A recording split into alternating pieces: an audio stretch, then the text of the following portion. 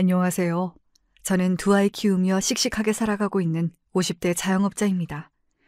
자기 가게를 하시는 분이라면 아시겠지만 장사를 한다는 게 참 만만치가 않은 일이라서 여유를 갖고 짬내서 뭔가를 즐기고 싶어도 그러기가 참 쉽지 않잖아요. 그런 제게 있어서 이곳 채널에서 여러분들이 보내주신 사연 듣는 건 바쁜 일상의 탈출구나 다름없습니다. 가게 일을 준비하면서나 하루 일과를 정리하면서 여러분들 사연 듣는 시간이 요즘엔 가장 즐겁습니다. 사연 들으면서 공감 가는 일엔 맞장구도 쳐가면서 말이죠. 오늘은 저도 여러분들께 제 이야기를 한번 들려드리고 제 살아가는 이야기에도 맞장구 한번 쳐주시면 하는 바람에 이야기를 꺼내봅니다. 자기는 돈도 그렇게 많이 만지면서 내가 내 돈 맘대로 쓰겠다는데 그걸 그렇게 사람을 쥐잡듯이 잡아? 당신 남편이 그렇게 우스워? 너 말 잘했다. 너야말로 네 마누라, 네 자식이 얼마나 우스우면 집안에다가 돈 한 푼 안 쓰는 놈이 제 어미한테 제 월급을 홀라당 갖다 바쳐. 너 같은 놈 줘도 안 가질 테니 도로 네 집으로 가버려.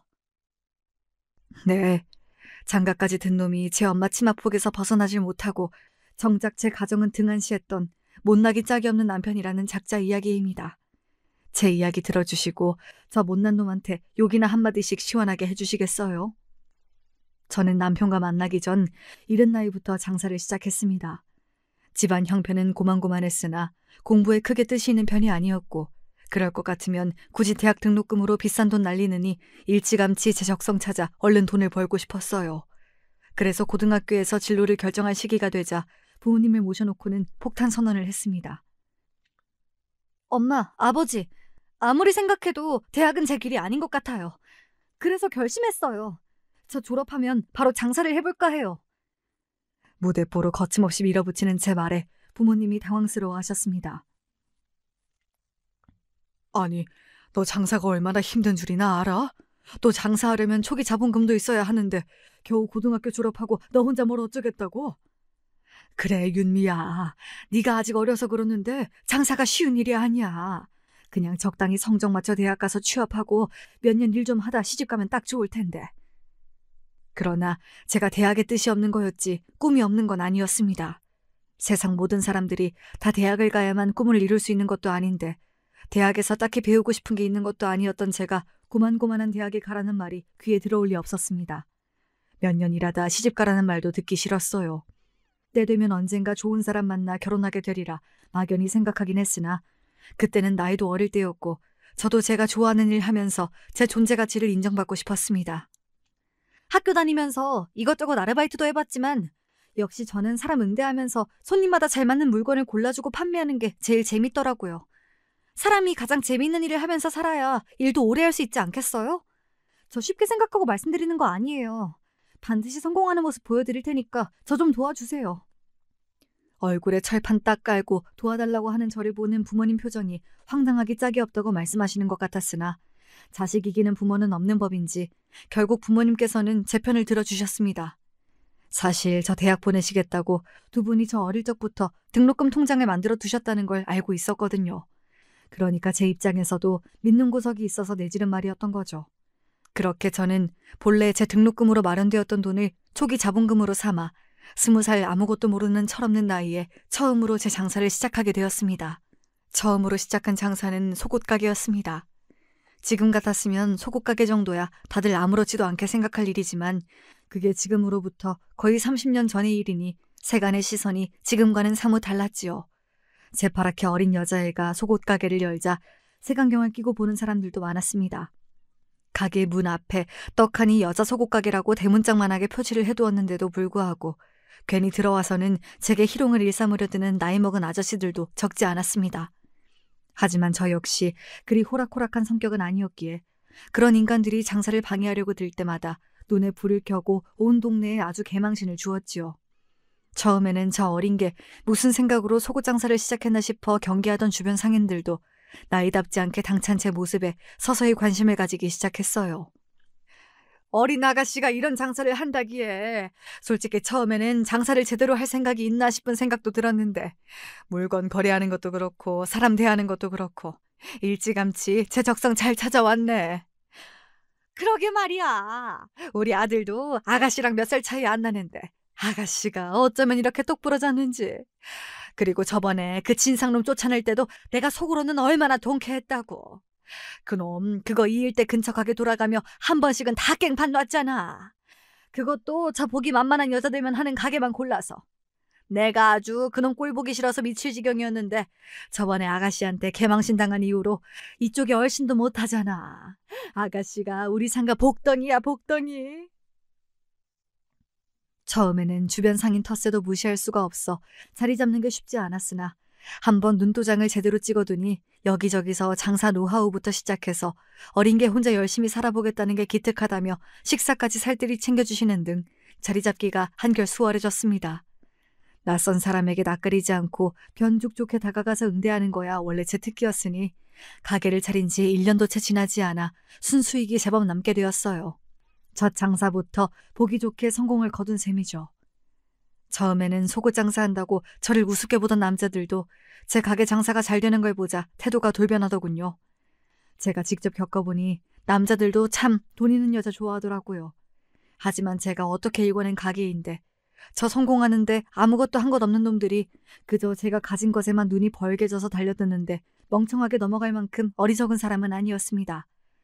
그리고 장사하는 재미에 너무 빠져버려서 남자고 뭐고 그땐 눈에 들어오지도 않았어요. 그렇게 10년 가까이 시간 가는 줄 모르고 장사에 빠져 지내다 보니 어느새 업장도 2개로 늘어나 있었고 제 명의의 자가 아파트까지 떡하니 장만하게 되었습니다. 그쯤 되니 저도 주변 상가에서 나름 마당발로 통하게 되었고 그간 튼튼하게 쌓아올린 인맥들도 제법 되었습니다. 돈 버는 재미에만 빠져서 연애에는 도통 관심이 없는 저를 안타까워하고 어떻게든 누구라도 찍어붙이려고 드는 장사하는 언니들도 주변에 많았고요. 나 통해서 자기 한번 소개해달라는 사람이 있어서 내가 따로 알아봤는데 조건이 아주 괜찮아. 집안도 교육자 집안이라 부모님들도 교양 있으시고 본인도 좋은 학교 나와서 건실하게 직장 잘 다니고 생긴 것도 남자답게 잘생겼더라고. 미자의 본전이잖아. 한번 만나나 봐. 솔직히 그간 들어온 낯선 조건보다 딱히 나을 만한 조건도 아니었는데 인연이 닿으려고 그랬던 모양이었는지 이상하게 그 사람 사진이 마음에 들어왔습니다. 나중에 어른들께 들어보니 그렇게 한눈에 사람이 확 끌리는 건 악연일 확률이 높다고들 하시더라고요. 그 얘기를 그때 미리 들었더라면 참 좋았을 텐데 장사한다고 사람 만나는 걸 너무 등한시한 대가를 이리 치르는 건가 싶은 생각이 들더군요. 어찌됐든 그렇게 처음 만난 남편은 인상이 나쁘지 않았습니다.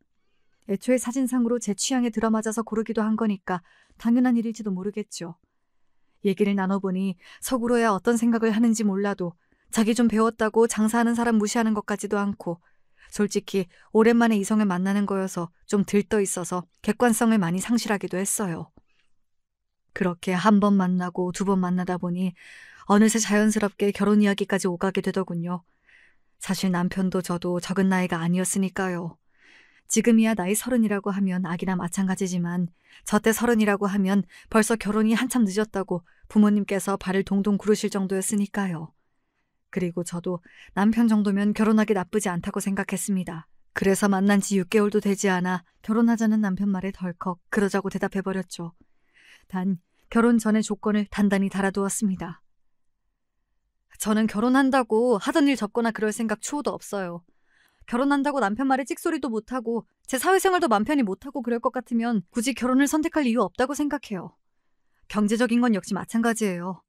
뭐 대부분 다른 부부들은 내 돈이 네 돈이고 네 돈이 내 돈이니 하며 산다지만 제가 일찍부터 장사하면서 뼈저리게 깨달은 게 있거든요. 아무리 가까운 사이라도 돈 문제가 끼어들기 시작하면 갈등이 생긴다는 거예요. 그래서 결혼하고 나서라도 각자 버는 건 각자 관리했으면 해요. 함께 살면서 들어가야 할 것에는 아낄 생각 전혀 없으니까 그건 걱정 안 하셔도 돼요. 그렇게 서로 인정해줄 부분만 확실히 인정해준다고 약속하시면 저도 영석 씨랑 살면서 최선을 다할게요. 지금이야 이렇게 사는 젊은 부부들이 제법 많다고 하죠. 하지만 저 결혼할 때만 해도 저렇게 말하는 여자들이 결코 많은 편이 아니었어요. 하기야 결혼하고 아이 낳으면서 경력이 단절되는 기혼 여성들이 대부분이었기 때문에 아이 키우는데 남편 외벌이에 기대는 게 대부분인 시대였습니다. 제 조금은 파격적인 조건에 남편이 당황하는 것 같았으나 이내 제 뜻을 받아들였기에 남편과 결혼을 결심하게 되었죠. 한번 결혼이 결정되자 그 다음 단계들은 아주 일사천리로 진행되었습니다. 저희 부모님은 돈 번다고 남자 코빼기도 구경시켜주지 않는 딸 자식 때문에 걱정이 이만저만이 아니셨던 터라 겉보기에 멀끔해 보이는 남편을 처음 소개시키자 그만 입이 귀에 걸리고 마셨습니다. 속으로 그렇게 지나치게 좋은 티를 내시면 괜히 내 쪽이 처져 보이지 않나 싶어 조금 심술이 났으나 어쨌든 부모님이 기뻐하시는 걸 보니 내심 어깨가 으쓱해졌어요. 적어도 부모님 마음에 찰만한 정도의 남자는 데려갔구나 싶기도 했고요. 문제는 남편의 부모님, 즉 시부모님을 만났을 때였습니다. 저 나름대로는 처음 시부모님 만나는 자리라고 비싼 선물도 잔뜩 준비하는 등 신경을 많이 썼습니다. 두 분 다 퇴직 교사라고 들었는데 첫인상도 점잖고 교양이 있어 보이셨습니다. 그래도 시아버지께서는 처음 보는 제가 제법 마음에 드셨던 모양인지 시종일관 제게 호의적이셨지만 시어머니는 아무래도 제가 그리 탐탁지 않게 느껴지셨던 모양입니다. 이런 말 어떻게 받아들일지는 모르겠지만 사실 나는 우리 장남이 고졸 출신 며느리를 데려올 거라고는 생각을 못 해봤어요. 사람이 학벌이 전부는 아니라고 하지만 그래도 서로 살아온 환경이라는 게 있잖아. 솔직히 내 입장에서 걱정이 아주 없는 건 아니에요. 자식 못 이기는 부모 없다고 하니 결국 우리 아들 뜻대로 하지만 아가씨도 이런 점을 헤아리고 신경을 좀 써줬으면 해요. 말투만 교양 있게 하면 뭐합니까? 결국 예비 며느리 처음 보는 자리에서 너 대학 안 나와서 내 성엔 안 차지만 우리 아들이 마음에 든다니 봐주는 거다. 그러니까 너 앞으로 잘해라 이 소리 아닙니까? 시어머니 말을 듣고는 시아버지와 남편 모두 당황한 눈치였습니다. 옆에 앉은 시아버지가 시어머니한테 눈치를 주더라고요. 딱 봐도 제가 자기 생각하기에 본인 아들보다 조건이 부족하니 숙이고 들어오길 바라는 것 같았습니다. 그러나 저는 애초부터 그렇게 살 것 같으면 굳이 그 사람이랑 살 마음이 없었어요. 지금도 그렇지만 그때도 저는 제가 남편한테 꼴리는 게 하나도 없다고 생각했으니까요. 사실 아깝다고 하면 제가 더 아까운 게 맞죠. 대학 나왔다는 거 하나 빼면 모든 조건이 제가 월등히 더 뛰어났으니까요. 게다가 명문대 나와서 대기업 다니는 사람들보다 당시에도 배는 벌고 있던 저였어요. 제 수입이야 남편하고는 될 것도 아니었죠. 어머니께서 먼저 솔직하게 말씀해 주셨으니 저도 그냥 솔직하게 말씀드릴게요. 저도 무엇보다 사람이 중요하다고 생각했기 때문에 영석 씨를 선택하게 되었습니다. 사실 그간 제 앞으로도 선자리가 제법 들어왔었거든요. 말씀하신 것처럼 서로 살아온 환경이라는 게 있다 보니 경제적으로 유복한 조건 갖춘 분들 소개가 많이 들어왔지만 그게 사람의 성품을 뛰어넘을 수 있는 건 아니니까요. 그런 영석 씨 길러주신 분들이시니 아버님, 어머님께서도 좋은 분이실 거라는 건 믿어 의심치 않습니다. 저도 앞으로 잘 부탁드릴게요. 딱 시어머니 화법 그대로 돌려드렸습니다. 내 조건이나 나랑 어울리려고 든 남자들 조건에 비하면 당신네 아들 아무것도 아니다. 나보다 한참 돈도 못 벌어도 사람 괜찮은 거 하나 믿고 당신 아들 선택했는데 앞으로 고졸이니 뭐니 트집 잡을 생각 말라는 선언이나 다름없었죠. 어른들 보시기에 다소 되바라진 말이었다고 받아들이실지도 모르겠으나 시비는 저쪽에서 먼저 걸었잖아요. 그리고 저는 그저 시자 붙었다는 이유만으로 죄 지은 것도 없이 먼저 숙이고 들어갈 생각이 눈꽃만큼도 없었습니다. 결혼을 엎으면 엎었지 딸리는 것도 없는 제 입장에서 아쉬운 소리 들어가며 살 생각도 없었고요. 그런 제 성격을 잘 아는 남편이 서둘러 끼어들었습니다. 네, 어머니. 사실 이 사람한테 눈독 들이는 사람들이 한둘이 아니었는데 제가 운 좋게 저 사람한테 선택받은 거죠. 저한테는 얼마나 행운인지 몰라요. 제 아들까지 제 편을 들어주는 꼴을 보는 시어머니 눈살이 찌푸려졌으나 본인 기분 나쁠 말 듣기 싫었으면 남 기분 나쁠 말도 하지 말았어야죠. 그래도 제 모자란다는 조건이 결혼을 반대하고 나설 만한 정도는 아닌 모양이었는지 트집은 그 정도에서 그쳤습니다. 하지만 첫 만남에서부터 저런 소리를 들어놓고 시어머니에 대한 첫인상이 좋을 수가 없었습니다. 더 문제 삼지는 않으니 결혼은 그대로 진행하기로 했지만 괜한 기싸움에 휘말리지 않으려면 앞으로도 정신을 똑바로 차리고 있어야겠다 싶었습니다. 그렇게 결혼하고 남편과 신접 살림을 차리게 되었습니다. 남편 월급으로 아파트 매매는 턱도 없는 일이었기에 제가 결혼 전에 장만해둔 아파트 두 채 중 한 채에 입주하게 되었어요. 결혼 전에 이미 자가 아파트를 소유하고 있었다는 말에 남편 입이 떡 벌어지더라고요. 왜 아니겠어요. 저 혼자 능력으로는 몇십 년은 벌어야 아파트 한 채 겨우 마련할 수 있었을 텐데 부인 잘 만나 떡하니 신혼집부터 자가 아파트로 들어가서 살게 되었는데요. 하지만 그때까지만 하더라도 정말로 남편이 성품 하나는 괜찮은 사람이라고 생각했었고 돈이야 있는 쪽에서 좀 더 쓸 수도 있는 거지 대수롭지 않게 생각했기 때문에 오히려 제 능력을 인정받은 기분이 들어 으쓱했습니다. 신혼집 입주 후 시댁 식구들과 치른 집들이에서도 반응은 비슷했어요. 남편은 이남 일녀 중 장남입니다. 남동생과 여동생이 각각 한 명씩 있었는데 남동생은 저희보다 먼저 결혼해서 살고 있었어요. 도련님이랑 손아래 동서는 같은 직장 다니다 만나서 결혼한 거라 경제 사정이 비슷하다 보니 결혼하고 2년이 지났던 당시에 아직 전셋집에서 살고 있었거든요.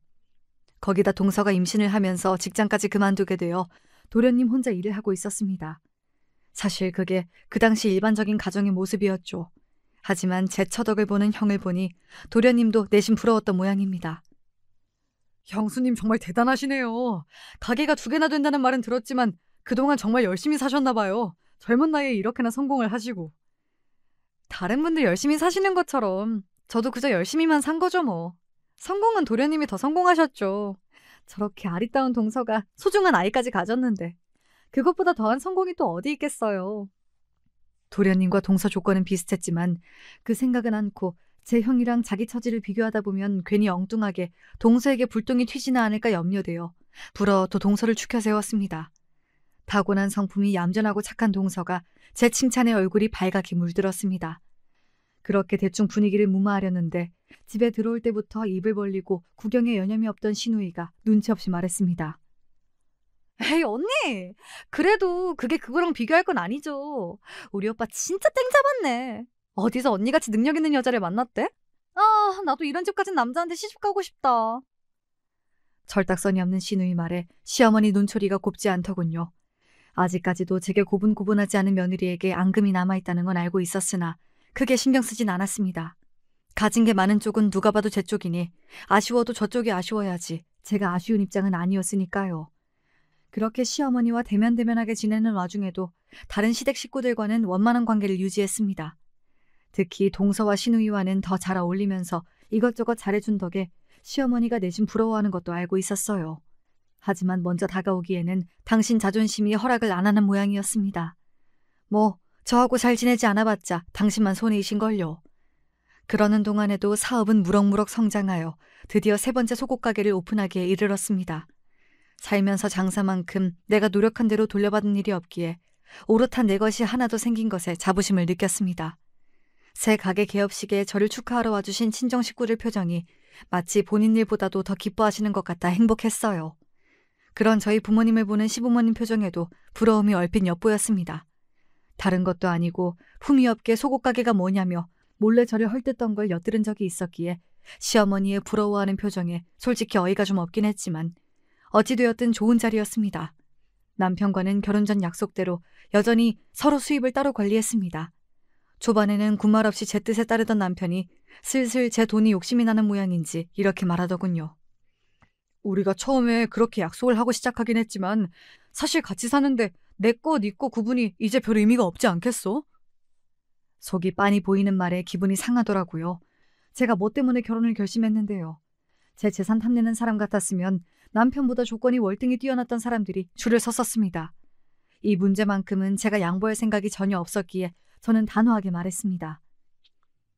내가 결혼할 때 다른 거 아무것도 안 따지고 확실하게 약속 받아냈던 게 바로 그거 하나야.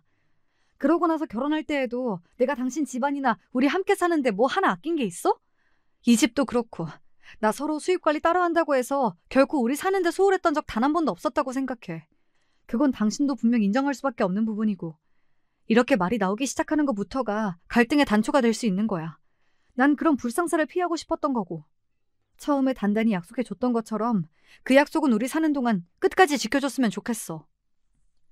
어떻게 한번 비벼볼 만한가 싶었는지 몰라도 제 반응이 저렇게까지 단호한 걸 보고는 남편이 민망해했습니다. 하지만 약속은 약속 아닙니까? 솔직히 저 시대에 무슨 판검사가 부잣집에 장가간 것도 아닌 마당에 전적으로 신부 쪽에서 집해오는 길은 거의 없다고 봐도 무방했습니다. 이미 제 덕에 분에 넘치는 호사를 누리고 있었던 마당에 슬슬 재산 욕심을 부리는 남편 꼴을 보자 제가 사람을 잘못 판단한 건가 싶어서 심란해졌어요. 당시에 남편 월급이 230만 원 정도였습니다. 말로는 서로 수입은 각자 관리하고 함께 쓰는 건 각출하자고 했으나 남편 월급이 빤한데 굳이 남편 수입을 건드리진 않았거든요. 그러니까 그때 당시에도 이미 거의 제가 벌어오는 걸로 저희 부부 생활비를 충당하는 거나 마찬가지였습니다. 제가 남편 씀씀이에 대해 따로 간섭을 하지 않기도 했고요. 막말로 거의 공으로 제 집에 사는 거나 마찬가지인데 남편 월급에는 손도 대지 않는 아내라니 남편 입장에서는 그것만으로도 봉 잡은 거나 다름없는 거 아닙니까? 그건 본인이 가장 잘 알았을 겁니다. 저하고 척을 잡았자 손해보는 건 남편뿐이었으니까요. 바로 제 눈치를 보며 다시 그 말을 꺼내지 않았다는 게 그 증거겠죠. 결혼 2년이 넘어가던 즈음에 저희 부부에게도 기쁜 소식이 찾아왔습니다. 바로 제게 아기 천사가 찾아온 것이었습니다. 벌써 제 나이가 30대 중반으로 들어서고 있었기 때문에 시댁에서는 물론이고 친정에서도 은근히 아이를 바라고 있었습니다. 저도 이왕 아이를 낳을 거면 너무 늦어지는 게 좋지 않을 거라는 생각은 하면서도 늘 손에 쥐고 있는 장사일을 놓기가 참 힘이 들더라고요. 아마 생각지도 못하게 아이가 먼저 찾아와 주지 않았더라면 일부러 아이를 갖는 노력은 그보다 몇 년은 더 지났어야 겨우 하게 되었을 거예요. 처음 생각은 그러했으나 막상 내 뱃속에 새 생명이 들어있다고 생각하니 아이의 존재가 너무나 애틋하게 느껴졌습니다. 제게도 제가 모르던 모성이라는 감정이 있긴 했던 것 같습니다. 아이 가진 후로 일을 조금씩 줄이긴 했으나 그래도 일을 완전히 놓을 순 없었습니다. 그 당시에는 이미 가게가 3군데나 되어서 각 지점마다 상주하는 직원도 있었고 또 보조하는 아르바이트생도 여럿이었으나 결국은 제 손을 타야 장사가 제대로 돌아갔으니까요. 임신을 하고서야 제가 저 스스로도 어쩔 수 없는 일 중독자임을 다시금 깨달았습니다. 예, 아무리 돈도 좋지만 너 초산이 이른 편도 아닌데 좀 조심하는 게 좋지 않겠어? 이제 일하는 사람도 많은데 임신했을 때만이라도 집에서 좀 쉬고, 응? 엄마, 내가 돈 좋아하는 건 사실이지만 내가 정말 돈 때문에만 이렇게 바쁘게 살면서 일하는 거라고 생각했어? 나 진짜로 이 일이 좋아서 이렇게 열심히 한 거야. 내 성격에 집안에만 박혀 살면서 가게 어떻게 돌아가는지 내 눈으로 확인도 못하면 오히려 답답해서 더 못 견딜걸? 항상 아이 1순위로 생각하면서 조심해가며 일할 테니까 너무 걱정하지 마세요. 그리고 우리 아기한테도 엄마가 이렇게 열심히 일하면서 성실하게 살았다고 말해주면 분명 더 좋아할 거야. 엄마에게 드린 말씀은 100% 진심이었습니다. 저한테 장사란 단순히 돈 벌기 위한 수단에 그치지 않았어요. 내가 노력한 만큼 성과를 일궈냈던 소중한 일이기도 하고 그렇기에 더더욱 우리 아이가 태어난 후에도 성실하고 기쁘게 일하는 엄마의 모습을 보여주고 싶었습니다. 그렇게 저는 만삭이 가까워질 때까지도 거의 매일같이 3군데 업장을 모두 돌며 여전히 열심히 일했습니다. 아이가 태어난 후에도 가능하면 최대한 빠르게 일터로 복귀하고 싶어서 몸 관리에 특히 심혈을 기울였습니다. 출산 직전에 구한 돌보미 분께서 경력이 많으신 베테랑이셔서 도움을 참 많이 받았습니다. 건강하게 태어나준 우리 딸아이가 너무 사랑스럽고 예뻤지만 제게는 일도 중요했어요.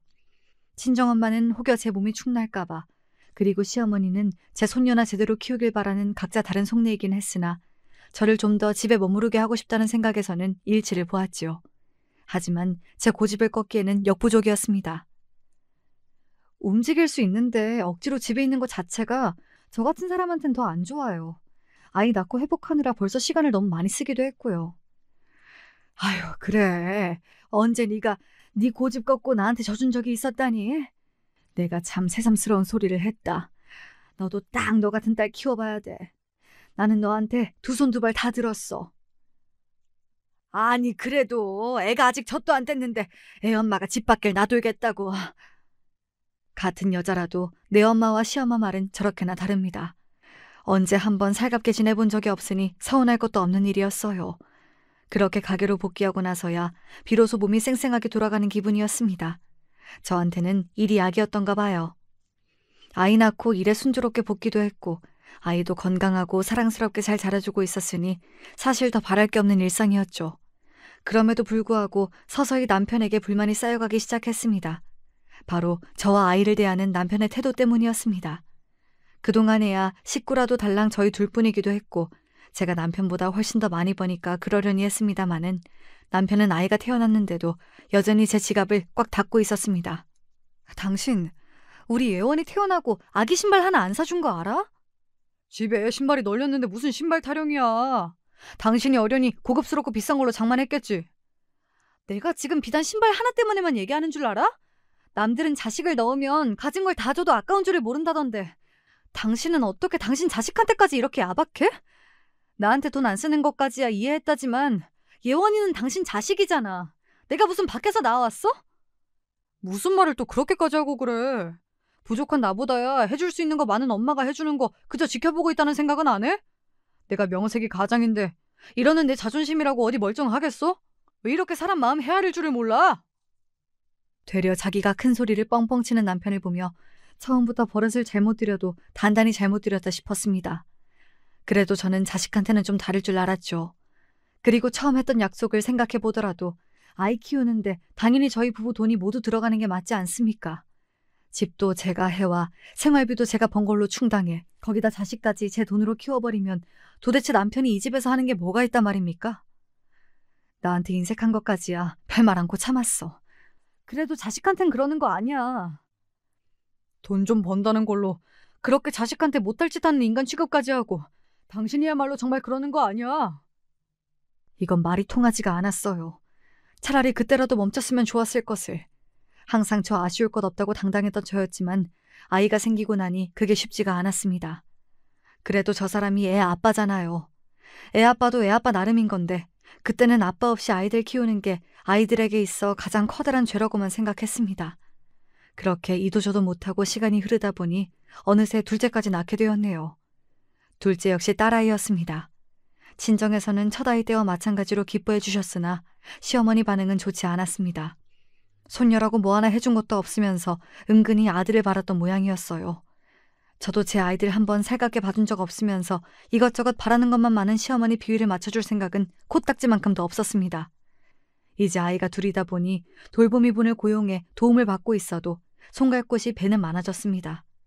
그런 사정에는 아랑곳 않고 여전히 제 밥그릇 내려놓을 생각은 조금도 없는 남편에게는 정이 떨어질 대로 떨어져 버렸죠. 둘째 출산 이후로 스트레스가 적지 않다는 걸 눈치챈 저희 친정 부모님들이 자주 저희 집에 와서 아이들을 돌봐주셨어요. 이제 나이도 있으시고 관절도 안 좋으신데 자꾸 애들 본다고 고생을 하셔서 어떡해요. 말 이렇게 하면서도 결국 엄마 아빠만큼 믿을 사람이 없어서 자꾸 도움 청하게 돼서 죄송해요. 이래서 자식 키워봤자 아무 소용이도 없다는 건가 봐. 별소리를 다 한다. 너 애들 좀 봐라.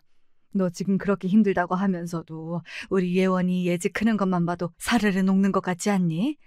자식은 그것만 해도 할 효도 다 하는 거야. 우리도 이 나이 먹고 요것들 아니면 웃을 일이 뭐가 있겠어? 이렇게 예쁠 때 한 번이라도 눈에 더 넣어둬야지. 말씀만이라도 감사해서 눈물이 핑 돌았습니다. 정작 애들 아버지라는 작자는 애들한테 뭐 하나 더 들어갈까 싶어 아까워서 벌벌 떠는데 사랑 가득한 눈으로 제 딸들을 바라봐 주시는 부모님한테 감사해 뭐든 해드리고 싶은 심정이었어요. 그래서 두 분을 따뜻한 바다가 있는 한적한 휴양지로 해외여행을 보내드렸습니다. 뒤늦게 제가 저희 친정부모님 해외여행을 보내드렸다는 사실을 알고는 남편놈 주둥이가 대빨 나왔습니다. 당신 장인 장모님 해외여행 보내드렸다며? 그런 얘기를 한마디 상의도 없이 결정할 수가 있어? 제 돈 한 푼 안 들어갔는데 상의는 무슨 상의를 한답니까? 제가 기가 막혀서 코웃음을 치자 창피한 줄도 모르고 남편이 떠들어대기 시작했습니다. 우리 엄마도 퇴직하시고 나서 요새 얼마나 무료해 하시는데 자식이 사돈댁 해외여행 보내드렸다는 말을 들으시면 얼마나 마음이 쓸쓸하시겠어. 당신 정말 당신 친부모님 아니라고 정말 너무한다. 이 염치 없는 놈이 무슨 소리를 짓거리는 건가 했습니다. 제 자식한테는 아비 노릇 한번 제대로 안 하는 놈이 제 어미는 그리도 애틋한가 싶어 부하가 치밀어 오르기도 했고요. 너무해? 내가 100번 너무해봤자 네가 내 새끼들한테 하는 것만큼 너무하겠어? 그간 우리 애들 키우면서 어머님이 해주신 게 뭐가 있는데. 우리 엄마 아빠 당신들 관절 다 달아가며 우리 애들 사랑으로 돌봐주셨어. 그런 친정 부모님한테 감사한 마음을 금할 길이 없어서 내 돈으로 보내드린 해외여행인데 뭐 서운해? 내가 너무해? 너 진짜 양심은 어디다 갖다 팔아먹었니? 네 어머니 그렇게 애잔하고 안타까우면 네가 보내드리면 되겠네. 제 자식들한테도 한 푼 안 쓰는 돈 어디다 갖다 썼길래 나한테 해외여행을 보내드리니만이 이따위 소리를 하고 있어. 그간 쌓인 게 한두 가지가 아니었기 때문에 정말 따발총이라도 쏘는 듯이 다다다다 쏘아붙였습니다. 저도 인간이면 제 말에 대꾸할 말이 있으면 안 되는 거죠. 제대로 대답도 못하고 제 성질머리 못 이겨서 씩씩대는 남편이 쿵쾅대며 방으로 들어가는 뒷모습을 보며 뒤통수라도 한 대 후려 갈기고 싶었습니다. 그리고 며칠이나 지났을까 그날 유치원 발표식이 있어 아이들 재롱잔치를 즐겁게 보고 간만에 네 식구가 다 함께 집으로 들어오는 길이었어요. 내내 춤추고 뛰어다니느라 딸아이가 많이 더웠던 모양인지 제 아빠 손을 잡고 말했습니다. 아빠, 나 아이스크림. 어? 엄마한테 사달라고 그래. 뭐 이런 놈이 다 있습니까? 그깟 아이스크림 그거 몇 푼이나 한다고요. 저놈이 진짜 아비가 맞긴 한 겁니까? 순간 제가 눈이 획 돌아서 남편 손에서 아이 손을 확 낚아챘습니다. 그러고는 놈을 돌아보지도 않고 씩씩대며 양손에 두 딸아이 손을 잡고는 저희끼리 밥 먹으러 가버렸어요. 혹여나 아이에게 서러운 마음이 쌓이지는 않을까 싶어 평소에는 이상한다고 잘 주지도 않는 아이스크림을 아이들 앞에 산더미처럼 시켜주었습니다. 영문도 모르고 그저 평소에 잘 먹지도 못하는 아이스크림을 실컷 먹게 되었다고 좋아라 하는 두 딸아이를 보고 있자니 그만 가슴이 먹먹해졌습니다. 결과적으로 제 사람 보는 눈이 틀려 먹었음을 인정하지 않을 수가 없었어요. 그 때문에 우리 아이들까지 피해를 보게 만들었다는 생각이 들자 아이들을 볼 낯이 없었습니다. 그러고 꽤 오래 부부간의 냉전이 이어졌습니다. 사실 하루에도 수백 번씩 남편에게 이혼하자고 소리를 지르고 싶은 심정이었으나 미련하게도 아직까지 이혼이 망설여지던 차였어요. 그런데 항상 돈 문제로 자격지심을 부리며 먼저 굽히려 들지 않던 남편이 웬일로 제게 먼저 말을 걸었습니다. 우리 여윳돈 좀 있나? 저한테 돈 있는 거 뻔히 알면서 왜 저런 소리를 하겠어요? 돈 좀 달라 이 말 아니겠어요?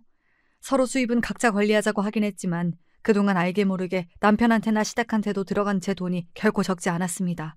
게다가 본인은 본인 처자식한테도 돈 한 푼 안 쓰려고 드는 사람인데 결혼하고 제가 한 번도 손댄 적이 없는 본인 월급은 다 어쩌고 저한테 여윳돈 어쩌니 하는 얘기를 꺼내는 겁니까?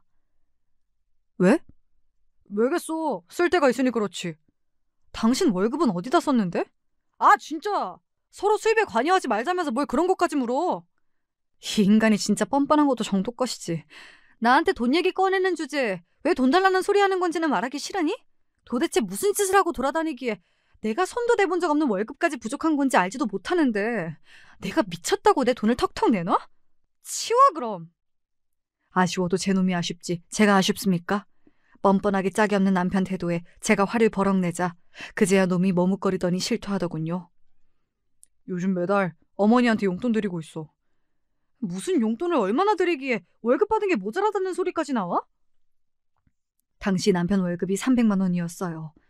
적다면 적고 많다면 많다고 할 수 있는 돈이지만 생활비나 자녀 양육에 보태는 것 하나 없이 혼자서 자기 월급 홀랑 쓰는 남편이니 적은 돈이라고 하기에도 그렇지 않나요? 그때까지만 해도 월급 300만 원 받아놓고 설마 100만 원 넘게 제 어머니 용돈 주는 것도 아닐 테니 싶었거든요.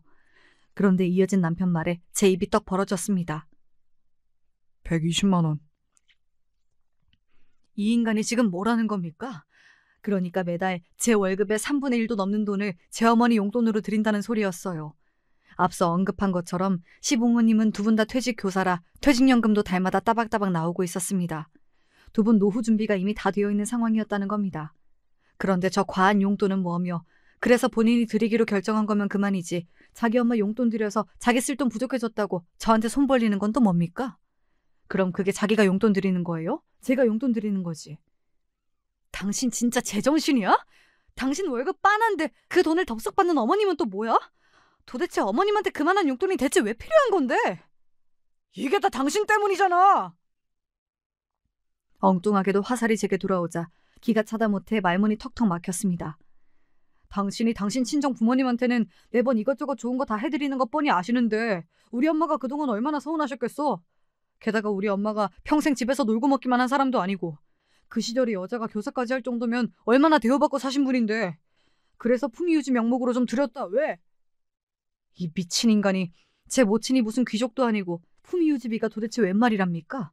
제 자식한테는 1,000원도 안 하는 아이스크림 하나 사주기도 아까워서 지갑을 닫아버린 염치 없는 아비 주제에 제 어미한테는 용돈 120 정도는 우습다 이거예요?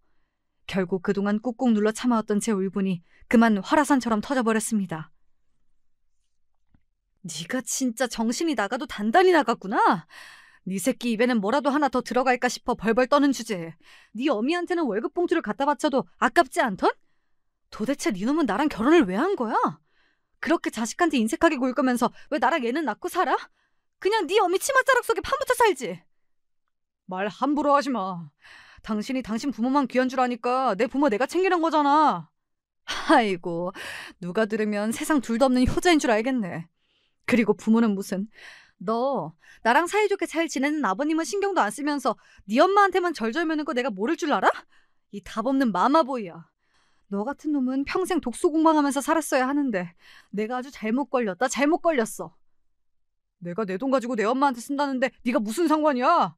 우리 엄마가 나 키운다고 얼마나 고생했는데 장남이라고 나한테 얼마나 의지를 했는데 돈 좀 있다는 며느리 들여서 호강시켜드릴 줄 알았더니 사사건건 돈으로 무시나 하고 내가 우리 엄마 보기 얼마나 민망했는 줄 알기나 해? 그럼 내가 이 집안 장남인데 이 정도 장남 노릇도 못해? 그 말에 결국 꼭지가 돌아버린 저는 괘씸한 남편놈 싸대기를 있는 힘껏 철썩 내리쳤습니다. 야! 너 미쳤어? 그래, 미쳤다. 너 같으면 너 같은 버러지 새끼랑 살면서 안 미칠 수나 있겠냐? 너 나랑 살면서 남편 노릇 한번 제대로 해본 적 있어? 우리 애들 태어나고 아비라고 네가 뭐 하나 해준 거 있어? 너는 남편으로서도 아비로서도 자격 미달이야.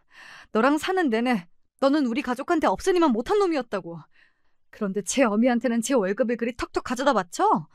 오호라, 네 놈이 그럴 수도 있는 놈이었구나. 네 가족한테 그렇게 하면서 우리는 그렇게 괄시했던 거구나. 네 놈한테는 우리 모녀가 가족이 아니었던 거구나. 그래, 나도 이제 너 같은 놈 필요 없다.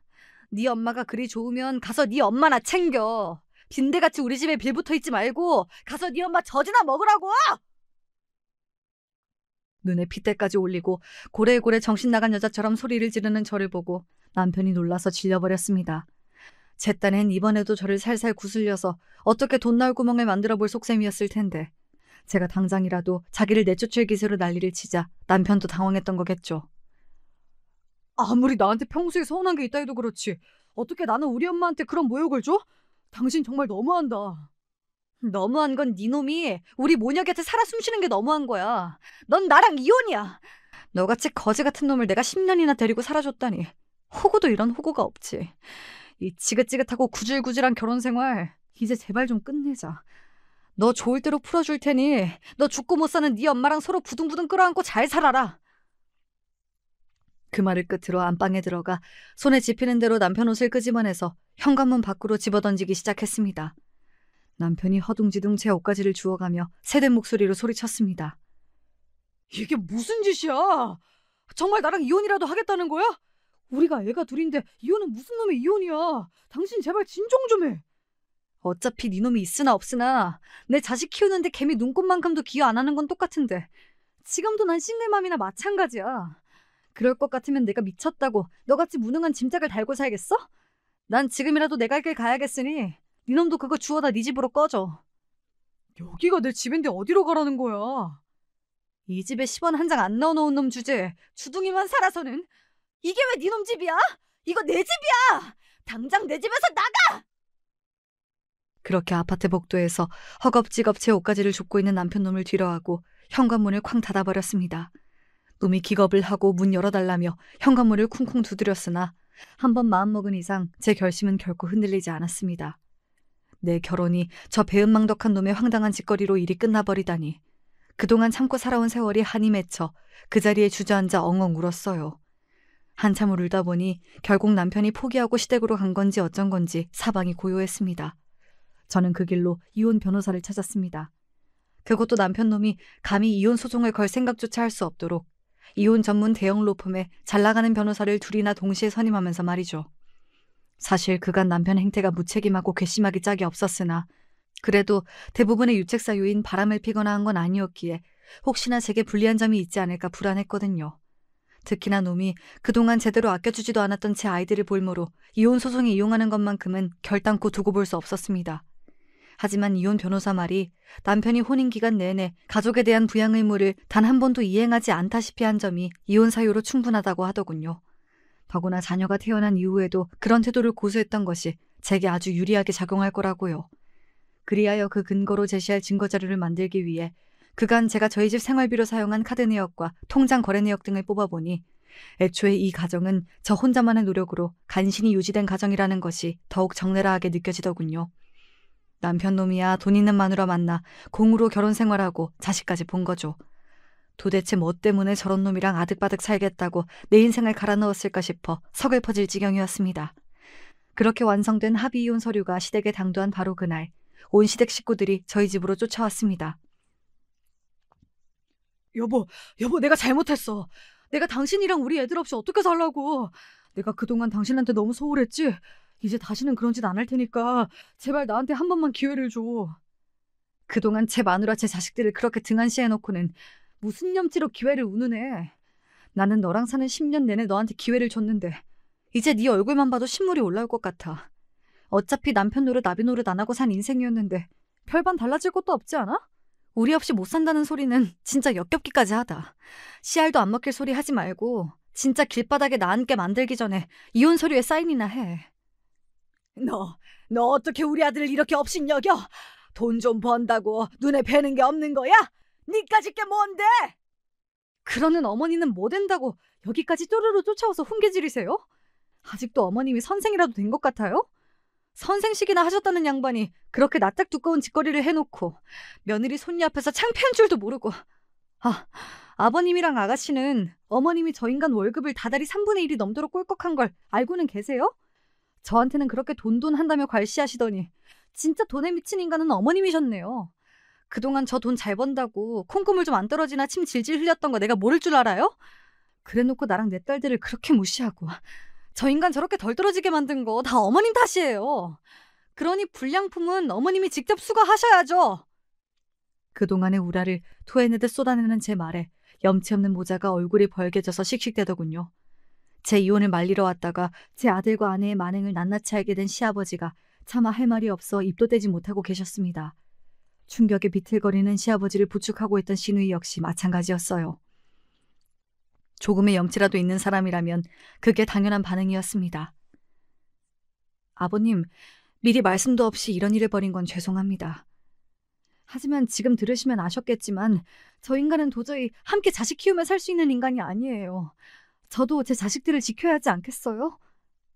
결국 시아버지께서 고개를 떨구시더니 그저 제게 미안하다는 말씀만 반복했습니다. 정말이지 저런 모자에게는 아까운 분이셨어요. 저는 아직도 분한 모양인지 파르르 떨고 있는 시어머니를 돌아보며 말했습니다. 그동안 저 시댁 행사며 무슨 일 있을 때마다 꼬박꼬박 몇백만 원씩 빠짐없이 챙겨드렸고 집안 가전이며 뭐며 저희 친정이랑 비교하며 타박할까봐 분기마다 바꿔드렸어요. 저 인간 하는 걸 생각하면 10원짜리 한 장도 아까웠지만 저거랑 똑같은 인간 되기 싫어서 정말 제 할도리 이상으로 해드렸다고요. 그럼 사람이면 고마운 줄을 아셔야죠. 도대체 어머님 그 탐욕의 끝이 어디인지 모르겠네요.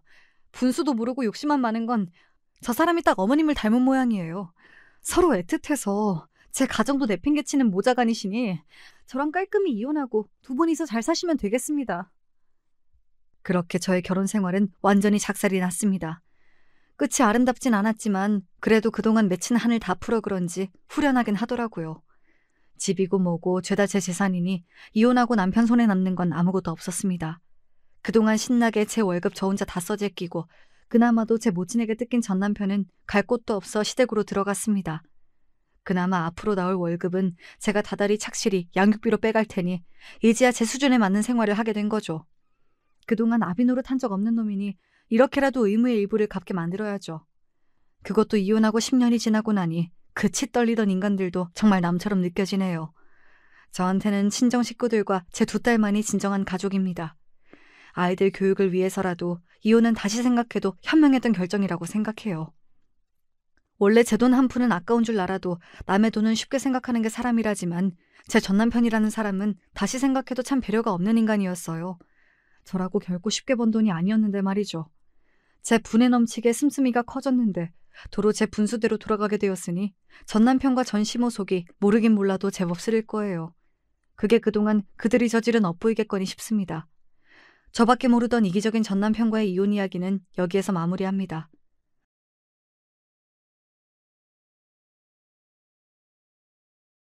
안녕하세요. 진짜 주변에도 몇 번 얘기하긴 했지만 생각할수록 어이가 없어서요.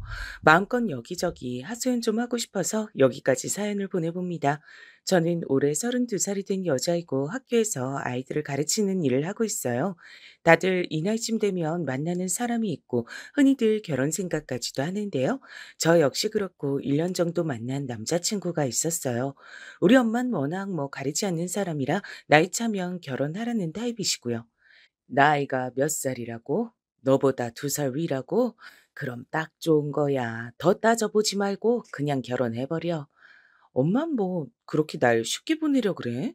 다른 집들은 하나라도 더 따져보고 가려고 하는데. 애지간한 상황 아니고서야 굳이 그럴 필요 없어. 네 남친이야 직업이랑 이런 거 다 확실하잖아. 아니 그렇긴 한데 그렇다 쳐도 남친은 직장을 그 사이에 한 번 옮겼어. 뭐 확실한 직업이긴 하지만 엄만 사윗감한테 바라는 거 없어? 얘는 그런 게 뭐가 중요해. 네 신랑이랑 너가 살지 나랑 사니? 둘만 잘 살면 되지 뭐. 우리 엄만 저 어릴 적부터 워낙 고생을 많이 하셨고요. 그래서 저한테 많이 신경을 못 써주셨어요. 우리 지연이한테 너무 못해주고 키워서 그냥 미안한 게 많을 뿐이야. 자식은 다 알아서 잘한다고 누가 그러던데 그 말 믿은 내가 바보지. 뭔 말을 그렇게 해. 열심히 키웠으면 된 거지. 난 엄마 사랑 충분히 받았다고 생각해.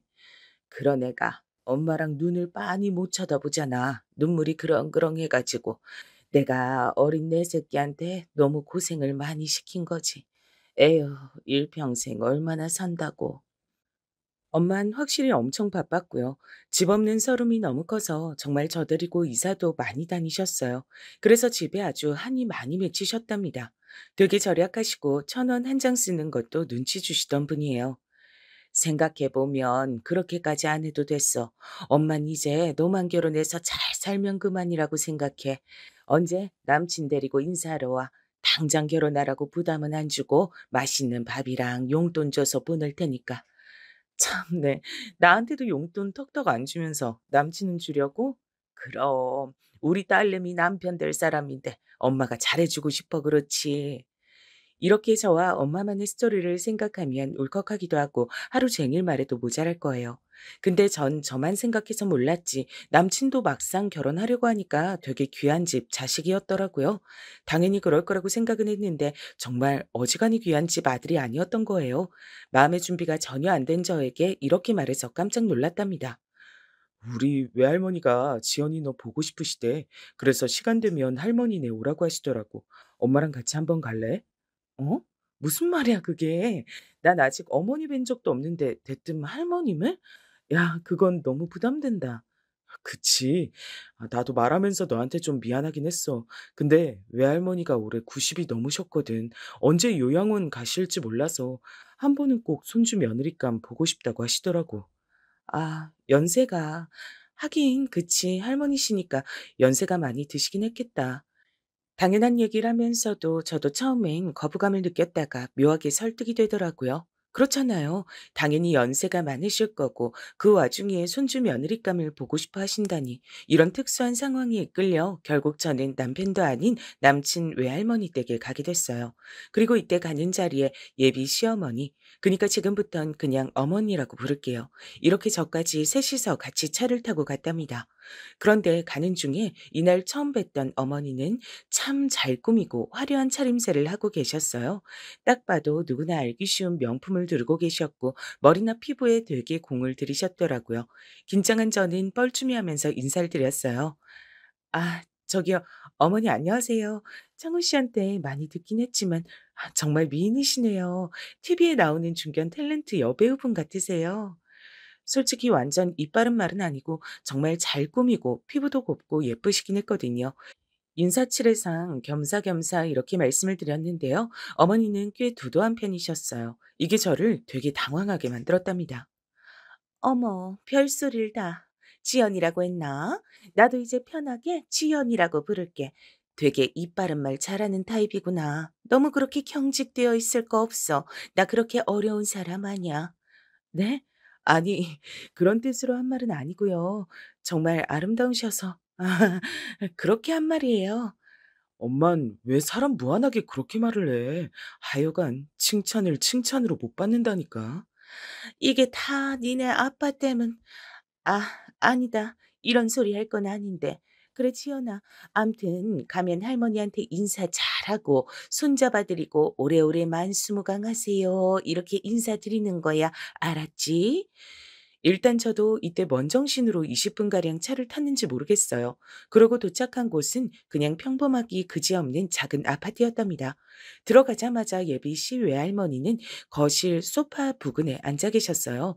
근데 전 깜짝 놀란 게 곧 요양원 들어갈 준비를 하시는 90대라고 하시니까 엄청 몸이 힘드실 거라고 생각했거든요. 근데 아닌 거예요. 아주 꼿꼿하게 허리를 바로 세우고 절 보자마자 되게 딱딱하게 말씀하셨어요. 그래, 네가 우리 창현이 색시감이구나. 어서 와라. 여기 앉아. 아, 네. 안녕하세요, 할머님. 아, 만수무강하세요. 처음 뵙겠습니다. 여기 간식 사왔어요. 저는 남친이 말해준 할머니용 간식을 사왔고 인사를 드렸는데도 어쩐지 분위기는 좀 차가웠어요. 근데 점점 분위기가 절 좀 갑갑하게 하더라고요. 제가 외할머니가 안 계셔서 그런지 몰라도 보통 손주, 손녀들한테 무한정 예뻐해 주시고 그러지 않나요? 제가 손주 며느리감이라 그런지 몰라도 앉혀놓고 이렇게 말씀하셨어요. 우리 창현이 아주 귀한 애야. 정말 귀하게 키웠어.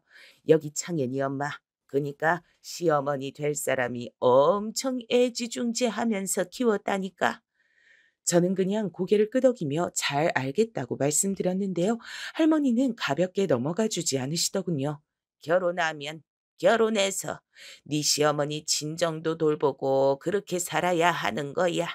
지금 무슨 일 한다고? 교사, 학교 교사래 엄마. 나이는 올해 32살이고. 어머니는 재빨리 할머님께 제 상황에 대해서 말씀을 하시는데 어른들이니까 어쩔 수 없지 싶으면서도 기분이 결코 좋진 않았어요. 그런데 거기다 대고 할머님은 계속 뭐 거치는 것 하나 없이 쭉쭉 말씀하셨고 전 너무 피곤해서 중간에 남친을 슬쩍 꼬집었어요. 결혼해서 니들끼리만 잘난 줄 알고 살면 안 돼. 시댁에 잘하고 시어머니 친정도 챙기고 그래야 돼. 원래 우리 집은 근본 없는 집이랑은 상종을 안 해. 세상이 변했으니까. 그러면서 뒷말은 솔직히 잘 알아들을 수도 없는 말씀을 계속하셔서 못 참고 남친을 쓱 건드렸어요. 나 너무 피곤해. 집에 가서 쉬고 싶어. 그러자 남친은 바로 자기 할머니 말을 자르고 가겠다고 했고 그걸 할머님은 좀 고깝게 보시더라고요. 아, 하지만 전 이때 갔을 때 그 집의 분위기라든지 향내, 너무 딱딱한 할머님 표정과 훨씬 딱딱했던 요구 사항까지 진짜 멀미가 날 것 같아요.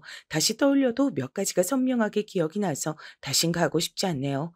암튼 거의 도망치듯이 전차에 올라탔고 어머니는 그 뒤를 따라 타시면서 좀 아쉬워하시더군요.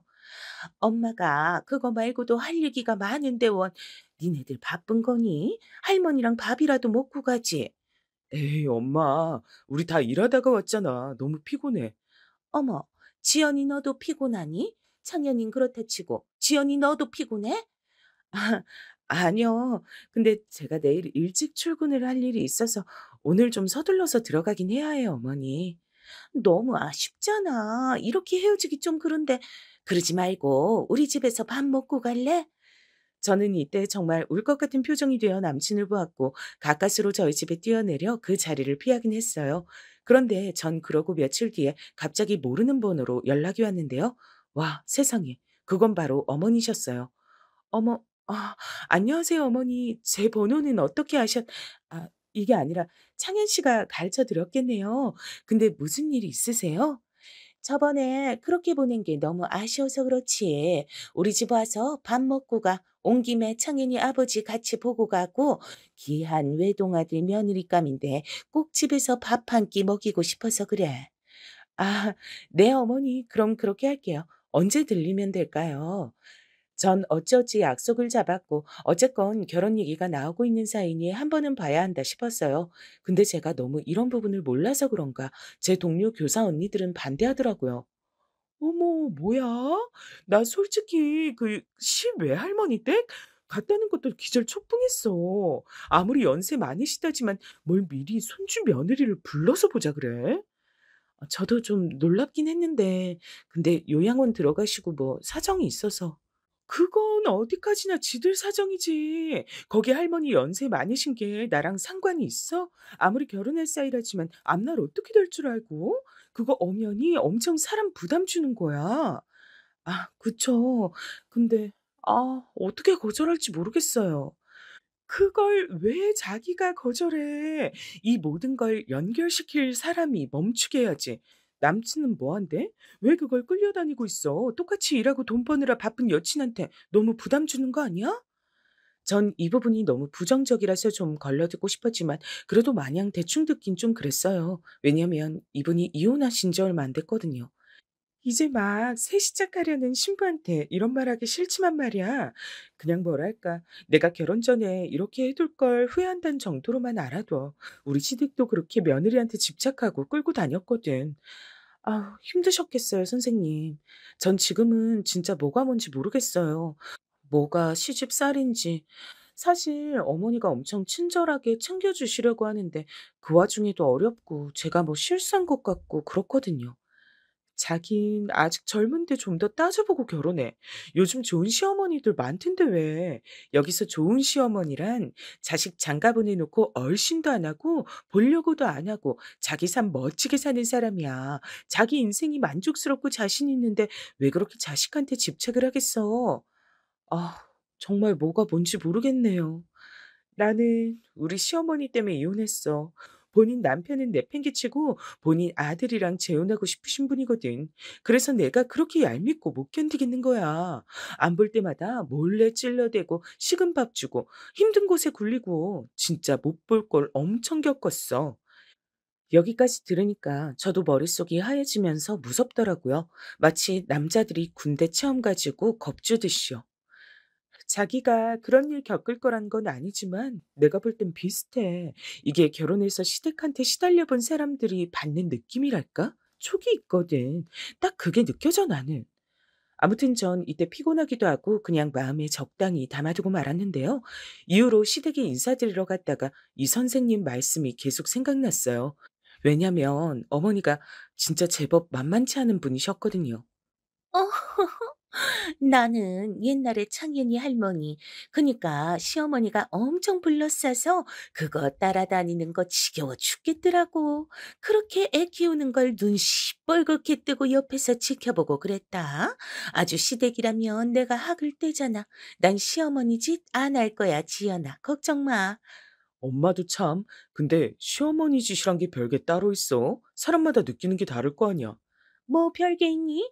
옛날처럼 아들 뺏어간 여자 보고 괴롭히면 다 시어머니 짓이지 뭐. 요즘 그렇게 하고 살면 아들 평생 못 본다더라. 무서워서 살겠니? 그러면서 어머니는 본인도 모르는 새 저에게 그 시어머니 짓을 하고 계셨어요. 혹시 구분이 잘 안 되시는 분들이 계신다면 한번 듣고 판단해 주세요. 같이 식탁을 차리는데 계속 본인 아들은 빼고 저만 부르시더라고요. 지연아, 와서 이거 계란 껍질 좀 까주라. 상추는 씻으면 되고 샐러드 할 거니까 진짜 할 거 없어. 내가 찌개 끓이고 손 많이 가는 건 다 해놨거든. 엄마, 나도 뭐 좀 할게. 얘는 여기 뭐 있는지 모르잖아. 뭘 하려 그래? 아빠 곧 오신다니까 넌 거실이나 좀 치워. 여기 뭐 있는지야 내가 알려주면 되잖아. 앞으로 어차피 계속 해야 되는 일인데. 여기서 제 머릿속을 떠나지 않는 포인트는 바로 그 말이었어요. 어차피 앞으로 계속 해야 되는 일이라니. 이게 뭔 말인 걸까요? 어머닌 저에게 가볍게 시키신다곤 했지만 정말 쉬지 않고 그 간단한 일들을 위해 수십 번 부르셨답니다. 지연아, 여기 계란 좀 잘라서 담아주라. 냉장고 열면 소스 있어. 아, 맞다. 숟가락 좀 꺼내줄래? 여기 안에 있을 거야. 없다고? 왜 없지? 저기 미안한데 김치 냉장고 뒤쪽 찬장 좀 봐주라. 거기도 없어? 내가 여벌로 숟가락 갖다 놨는데 왜 없지? 그러면서 저는 좀 경악을 금치 못한 게요. 밖에서 먹어도 이렇게 주지는 않을 텐데 어머니 주방에 서 계신 동안 30분가량 같이 봐드린 저에게 나무젓가락과 플라스틱 숟가락을 주시는 거예요. 아, 네, 저야 뭐 아무거나 먹으면 되니까요. 미안해. 우리가 다 먹던 숟가락인데 남의 것 쓰면 찝찝할 것 같아서 미안. 그렇게 말씀은 하시지만 좀 기분이 좋진 않았어요. 게다가 힘들게 고개 삶으시고 샐러드도 하시고 찌개도 끓여 놓으시곤 너무 말로만 칠해를 하시는 거예요. 창현아, 이거 팍팍 떠서 먹어. 당신도 얼른 이거 국자로 떠서 드셔요. 며느리랑 같이 준비한 거니까. 엄마, 뭐 아직 결혼도 안 했는데 며느리라고 해, 부담되게. 어머, 그러게 내가 너무 좋아서 그래. 지연아, 밖에선 그냥 며느리라고 해야지. 그래도 되지? 아, 네. 그러면서 어머니는 제 앞에 놓여있던 수육 몇 점을 갖다가 무슨 집게로 대여섯 점을 확 한쪽으로 쏠아선 그대로 집어서 본인 아들 밥 공기에 얹어주시더라고요. 저도 열심히 땀 뻘뻘 흘리면서 같이 가스불 봐가면서 삶았는데 남친이 눈치 보며 제 옆에 두어 개 덜어줘서 겨우 그거나 먹었어요. 이러니 아버님이 갑자기 불평하시더라고요. 아니 참, 다 같이 먹자고 불러놓고 그렇게 아들내미한테만 다 몰아주면 어떡하라고. 나도 이렇게 기분이 나쁜데 여기 며느리감은 어떻겠어? 실컷 부려 먹어놓고 일당도 안 줄 거면서 먹는 걸로 치사하게 그러기야? 와, 한편으로 이때 아버님 말씀이 얼마나 속 시원했는지 몰라요. 근데 어머니도 이때 순간적으로 드러난 성질이 장난 아니시더라고요. 어이구, 자기 먹을 거 알아서들 먹으면 되지. 손이 없어 발이 없어. 나야 원래 내 아들 챙겨주던 대로 주는 건데 그것도 그렇게 꼴배기 실수? 이제 장가 보낼 아들내미 며느리가 챙겨주겠지만 내가 앞으로 얼마나 챙겨주겠어. 당신이나 여기 지연이야 알아서들 먹으면 되지. 아, 엄마, 그냥 둬. 내가 먹으면 돼. 저기, 지연아, 이거 먹어. 그러면서 남친은 좀 민망해했고, 그제서야 제 쪽에 덜어주더라고요. 게다가 어머니는 이때 저를 식사 자리에 초대하신 걸 후회하시는 게 낫지 않을까 싶을 정도로 그 짧은 식사 모임에서 모든 패를 다 내보이셨어요. 남친이 저에게 고기를 주는 그 순간, 진짜 눈에서 번개가 찌릿하고 지나가더라고요. 얘는 미쳤나 봐. 창현이 너 되게 웃긴다. 지연이가 손이 없어 뭐가 없어. 여기 있는 거 집어먹으면 되지 무슨 애기처럼 그렇게 집어줄라 그래? 얼씨구, 당신은 불과 몇 분 전에 아들내미한테 그래놓고 며느리감 주는 건 싫은가 배? 이게 시어머니 짓이지 뭐요. 본인 며느리일 때 그렇게 치를 떨더니만 당신 우리 어머니 며느리 아니고 딸이었나 보네. 어쩜 그렇게 며느리 부린 모습이 똑같아? 저는 아버님의 발언들이 너무 시원하고 한편으로 슬쩍 웃겼지만 여기서 전 감정을 드러내면 안 되잖아요. 몰래 입 다물고 모른 척 보고 있었는데 어머니는 아버님한테 막 짜증을 내셨어요. 이 사람이 진짜 앉아서 남이 해주는 밥 먹는 주제 그냥 곱게 먹어요. 다음엔 안 부를래니까. 안 부르면 난 땡큐야. 주말 부부로 나 혼자 라면 끓여 먹고 자연인처럼 잘 살고 있는데 왜 자꾸 피곤하게 불러? 나 이제 당신보다 요리 잘해. 하도 구박받아서 알아서 잘 먹고 있구만. 그거 조금 차려주면서 생색은. 결국 분위기는 엉망진창이 되어 어머니는 내내 얼굴을 찌푸리고 식사를 하셨어요. 근데 말이에요. 암만 부부끼리 사이가 좀 언짢을 수는 있어도 어머니 아들 쪽 손님 예비 며느리감이 인사를 왔는데 저렇게 티내면 안 되는 거잖아요. 어머니는 숟가락을 탕탕 놔가면서 기분 나쁜 티를 내시더라고요. 왜 저한테 본인 시댁 욕을 하시는 걸까요? 심지어 돌아가셨다는데 말이에요. 내가 시댁에 그렇게 뒤고 살았어. 네 시아버진 진짜 시집살이가 뭔지 몰라 저런다. 자기 엄마한테 내가 당한 건 있고 아주 그냥 부인 놀리기에 바빠서 저 모양이지. 아우, 엄마. 오늘 잘 모이자고 불러놓고 이러지 마. 나 창피해서 지연이 잘 못 데려온다고. 이렇게 떠들썩하게 식사를 하고 그날 치우는 것도 남친이 가까스로 구해줬어요. 엄마, 이렇게 산더미 같은 설거지는 그냥 식기세척기 돌리면 되잖아. 왜 갑자기 안 하던 일을 하자 그래? 내가 이거 언제 다 설거지하자 그랬니? 애벌 설거지 한 다음에 돌릴 생각이었지. 아, 그니까 언제부터 엄마가 그랬다고. 아, 됐어. 우린 그만 나가볼게. 얘나 나나 내일 일해야 돼서 피곤해. 그니까 밖에서 먹는다는데 왜 일거리를 늘려선. 이때 남친이 제 지친 표정을 봐서 그런지 되게 뾰족하게 어머니한테 짜증을 냈어요. 결국 전 사양 안 하고 앞치마를 벗은 후 그냥 못 이기는 척 집을 나섰답니다.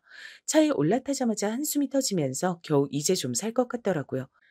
사실 제가 이 남친과 결혼을 결심한 이유는 초반부터 이쯤까지 그렇게 절 따라다녔어요. 결혼하자고 노래를 그렇게 불렀는데 점점 자기 집에 저한테 부담 주는 모양이 됐잖아요. 그러니 그게 신경 쓰였나 봐요. 아, 엄마도 참 원래 저러지 않았는데 왜 저렇게 들떠 있는지 몰라. 근데 어머님이랑 아버님 주말 부부신 거야? 아, 이게 사실 내 얼굴 침뱉기 같아서 좀. 그게 우리 엄마가 되게 공주과야. 엄마 딴엔 본인이 애교 부려서 모든 걸 다 해결한다고 생각하는데 아빤 그런 걸 엄청 싫어하거든. 조금만 안 맞으면 둘이 저렇게 투닥거려. 아빠가 참다 못해 지방으로 내려간 거야. 전 아무 생각 없이 건넨 질문에서 예상 외의 충격적인 답을 듣고 놀랐어요. 아, 그랬구나. 그럼 당신도 좀 힘들지 않았어? 난 아빠가 일찍 돌아가셨지만 주변 보니까 엄마 아빠 사이가 나쁘면 힘들어 하더라고. 왜 안 그랬겠어. 힘들었지. 지금이 차라리 나아. 아빠도 지방 내려가고 주말에만 오시는데 되게 편하게 생각하고 좋아하시거든. 암튼 보통은 아니라고 생각하던 차 저희는 슬슬 신혼집들을 알아보러 다녔어요. 집값이 워낙 믿기지 않는 시대를 살고 있다 보니 아무리 우리 둘 연봉 합친 게 1억이 넘는다고 해도 부족했거든요. 근데 이때 저는 그 앞의 일들과는 비교할 수 없는 불쾌한 일을 겪게 됐어요. 어머니가 아예 대놓고 요구사항을 제출하셨거든요. 응, 지연이 바쁘니? 잠깐 통화 좀 되지? 네, 어머니 괜찮아요. 점심시간이니까 말씀하세요. 지금 너랑 창현이가 신혼집 알아보고 있다며? 아, 네네. 시간 날 때마다 알아보러 다니고 있어요. 예산이 어떻게 되는 거야? 창현이가 혹시 말했니? 우리가 얼마나 어떻게 해준다고 얘기했나? 사실 이 부분이 중요한 부분이긴 한데 부모님께 직접 듣진 못했거든요. 저도 슬쩍 귀를 쫑긋 세우고 어머니 의견을 들었는데요. 좀 놀라웠어요. 우리가 꼬마 건물 굴리는 게 하나 있어. 그리로 들어와서 사는 것도 괜찮은데 그건 어떻게 생각하니? 우리 집 바로 옆이야. 아, 꼬마 건물이요? 어머니 댁 바로 옆이요? 전 되물으면서도 내키지 않았어요. 설사 좀 모자라고 작을지언정 우리 둘이서 대출을 많이 받아야 한다고 해도 가까이서 살고 싶진 않았거든요. 아무리 제가 결혼 초짜 새댁이 될 예정이긴 했지만 시댁 근처에서 사는 건 상상도 안 해봤어요. 몇 번 겪어본 어머니는 이미 충분히 저에게 필요하게 느껴졌거든요. 저흰 지금 직장이랑 가까이 다녀야 해서 아마 그쪽으로 가긴 쉽지 않을 것 같아요, 어머니. 너는 교사라서 얼마 안 있으면 또 옮겨 다니고 그래야 되잖아. 그리고 창현이 직장은 여기서 가까워. 어차피 넌 이사 다녀야 되니까 신혼초랑 아기 낳을 때까진 여기서 좀만 불편하게 다녀도 되지 않아? 나이 젊은데 뭐가 걱정이야? 네? 어머니 댁에서 저희 학교까진 출퇴근 거리가 꽤 되는 편이라서 전 이 학교에 그래도 4년 정도는 있을 상황인데 그건 너무 부담스러울 것 같아요. 근데 여기서 어머니는 조금 말실수를 하셨고 그게 저를 무척 언짢게 만들었어요. 지연아, 네가 뭘 좀 모르는 것 같아서 얘기해 주는 거야. 나 절대 꼰대나 진상 시어머니 아니다. 요즘같이 먹고 살기 힘든 때 우리처럼 그 작은 꼬마 빌딩이라도 갖고 있는 건물주가 흔한 거 아니야. 너 진짜 여유 있는 집에 시집 오는 거라니까. 아, 네, 네. 아, 그런 것 같아요, 어머니. 되게 떨떠름한 얘기 아닌가요, 솔직히? 왜 본인의 재산을 갑자기 무기로 삼아서 저한테 가까이 살려고 강요하시는지 모르겠더라고요. 이때부터 저는 눈에 띄게 거부감이 들기 시작했지만 어머니의 말씀을 대충 다 들어드리긴 했어요. 그래서 니네 집은 어디에 얻으려고 그러는데? 그러지 말고 다음에 갈 땐 나랑 같이 다니자. 니네가 뭘 알겠니? 지금 저 건물 사게 될 때도 다 내가 노력한 거야. 네 시아버진 한 게 하나도 없다니까. 어휴, 이 와중에도 본인 부부 얘기하면서 한탄을 하시니 제가 왜 이런 쓸데없는 정보를 알아야 되는 걸까요? 하지만 저도 정말 예의상 초반에 한 번 정도는 피하기가 좀 그래서요. 남친과 같이 나란히 어머니랑 집을 알아보러 갔어요. 근데 이때 남친조차 민망해하는 상황이 생겼으니 전 본격적으로 어머니가 싫어졌답니다. 어머, 여기 녹물 나오는 것 봐. 니네 이런 거 잘 봐야 돼. 세상에, 이 집이 얼마라고요? 이 정도 평수에? 어이구, 진짜 못 살겠다. 이런 집 줘도 안 가져.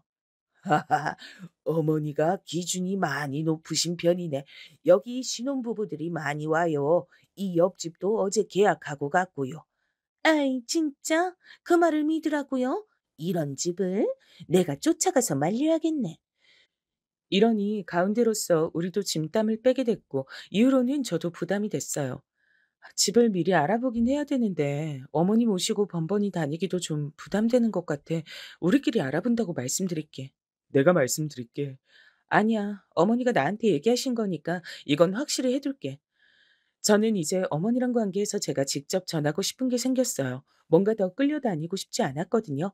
근데 이게 화근이 되어 우리 결혼에 있어 큰 영향을 끼칠 줄 누가 알았을까요? 니네끼리 다니겠다고? 안 되겠다. 물가에 내놓은 어린애들 같아서 원.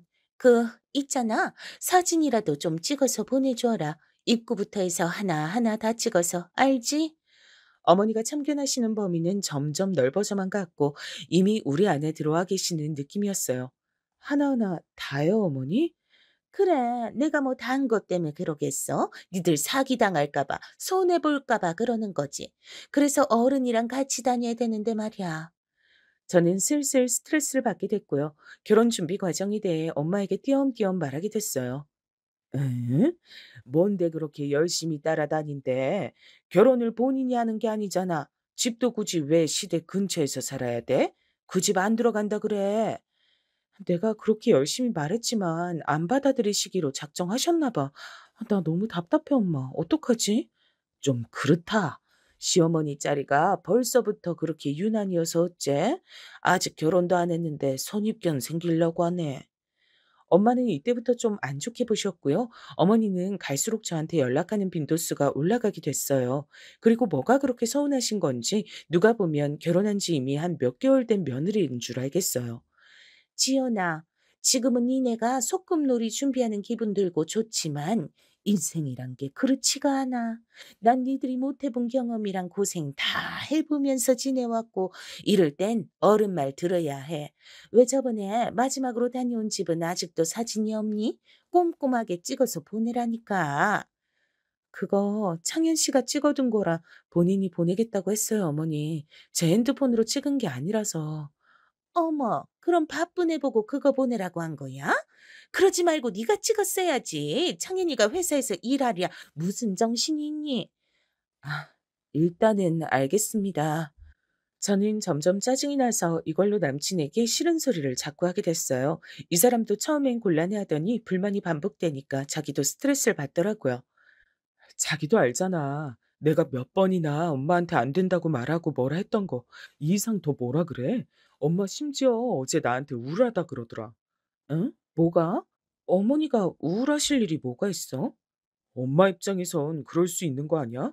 하여간 몰라. 이건 나도 답답한데 아들 뺏기는 기분이래. 세상에, 그걸 대놓고 말씀하셨다고?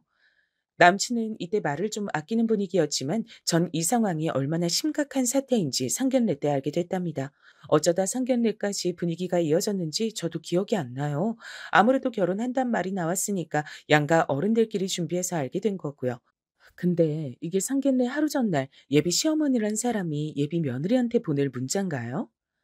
지연아, 난 좀 너한테 서운한 게 많다. 우리 창현이나 나나 네가 신경 쓸 게 많은데 놓치는 게 너무 많은 느낌이야. 결혼 너무 서두르지 않는 게 좋을 것 같아. 아니 무슨 사춘기 애들도 아니고 갑자기 이렇게 기분이 확확 바뀌어서야 어떡하나요? 제가 다 불안해서 신경이 쓰이더라고요. 전 하루 전날 받은 문자로 무척 불쾌했지만 남친과 둘 다 예민하고 날이 서 있었거든요. 그래서 굳이 말로 꺼내지 않고 조용히 이날 고급 한정식 집에 다 같이 얼굴을 봤어요. 이제서 말하는 거지만 이때 엄마가 힘든 몸을 이끌고 오셨어요. 솔직한 마음으로 제가 기왕 결혼을 할 거면 당기고 싶었던 이유는요. 저희 엄마가 많이 아프셨거든요. 남친도 이때가 되어서야 알고 많이 놀랐어요. 뭐, 어머니가 저기 장모님이 암이시라고?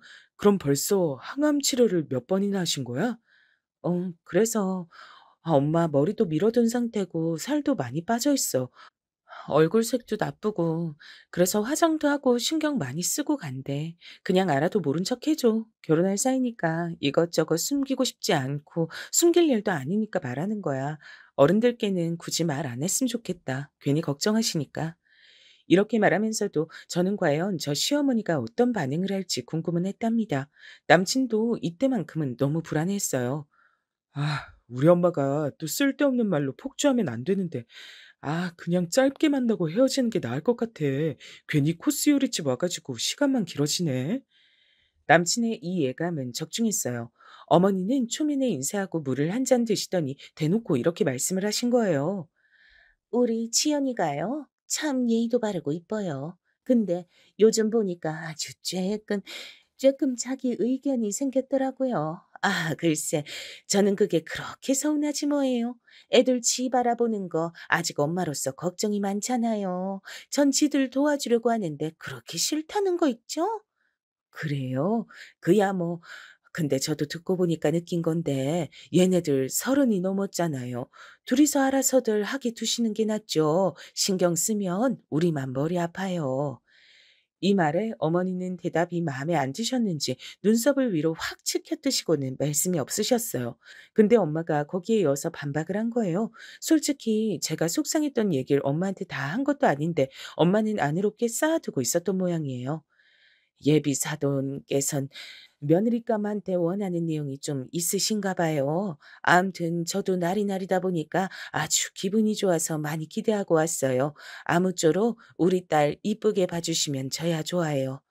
아니 글쎄 마음에 안 든다는 게 아니라 제가 이상한 게 아니라 그렇잖아요. 우리 창현이 진짜 귀하게 키웠거든요. 저희 친정엄마가 업어 키웠어요. 엄마 연세가 벌써 90대를 훌쩍 넘기셨어요. 그러니 제대로 장가를 보내고 싶은 거고요. 저도 듣다 어째 점점 가관이네 싶었지만 엄마도 그걸 느끼긴 마찬가지였나 봐요. 가뜩이나 아직 많이 아프고 신경이 곤두성한 엄마는 그걸 그냥 안 넘기고 다시 짚더라고요. 제대로 장가라니. 장가 보내는데 메뉴가 또 따로 있나요? 제가 진짜 몰라서 궁금해서 물어보는 거예요. 아, 참 피곤하네요.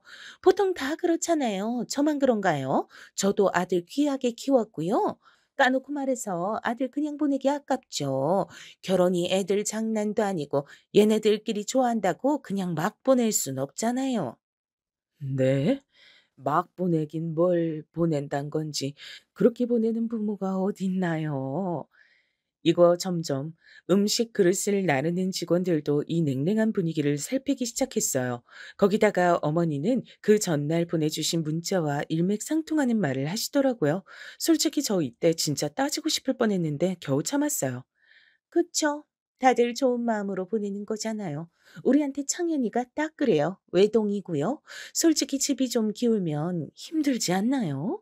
그런 거 극복하고 보내기엔 서로 너무 좋은 선택지들이 있잖아요. 전 원래 이런 거 챙기는 사람도 아니지만 좀 우리 집이랑 약간 안 맞달까? 아무튼 균형이 안 맞아요. 아니, 무슨 말인지 도통 제가 듣기엔 딱 잘라서 이 말 같은데요. 기껏 상견례 나오긴 했지만 그냥 우리 딸이 마음에 안 든다는 것 같은데 이거 맞아요?